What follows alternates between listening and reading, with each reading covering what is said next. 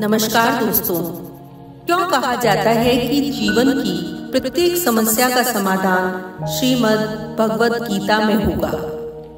क्या हो अगर आपके जीवन की सबसे बड़ी उलझनों का समाधान एक युद्ध भूमि में हुए संवाद में छुपा हो? जी, यह है भगवत गीता। पहली नजर में गीता युद्ध की कहानी लगती है, लेकिन ध्यान से देखें, कुरुक्षेत्र असल में मानव मन है। अर्जुन की दुविधा हमारी अपनी दुविधा है। क्या सही है, क्या गलत, क्या करें और क्या छोड़ें? सच्चा युद्ध बाहर नहीं वरन भीतर है। भगवान श्री कृष्ण कहते हैं, कर्म करो, फल की चिंता मत करो। गीता के अध्याय 2 का श्लोक 47 है। मतलब पूरे मन से अपना कर्तव्य निभाओ, पर परिणाम के मोह में मत फंसो। यही है कर्म योग। जब अर्जुन कहता है, मैं भ्रमित हूँ, मेरी सहायता करो, तभी उसका परिवर्तन शुरू होता है। अर्जुन का अहंकार झुकता है और आत्मा ईश्वर की ओर बढ़ती है। शक्ति का असली स्रोत समर्पण है। न तो आत्मा ही जन्म लेती है और न ही मरती है। गीता के अध्याय 2 के श्लोक 20 में बताया गया है, यानी शरीर नश्वर है और आत्मा अमर। जब यह समझ आ जाए तो न डर लगता है और न मोह रहता है, बस शांति। संसार 3 गुणों से चलता है। सत्व यानी ज्ञान, शांति, संतुलन।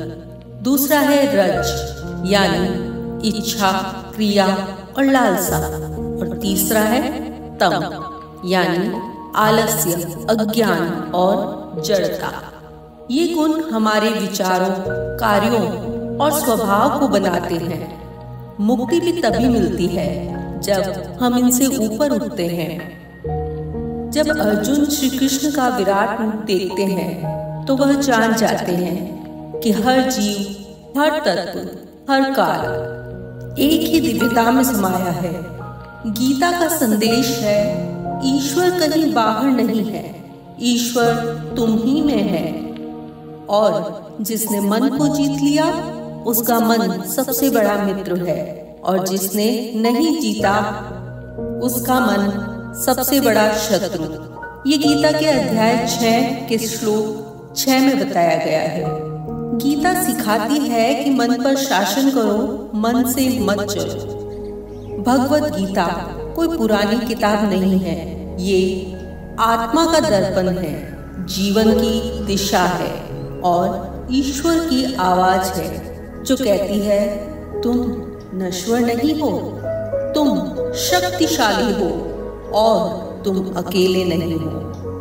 अगर इस संदेश ने आपको छुआ हो तो इस वीडियो को लाइक करें, शेयर करें और चैनल को सब्सक्राइब करें, क्योंकि जब जीवन एक युद्ध बन जाए तो याद रखिए, उत्तर शायद आप ही के अंदर है।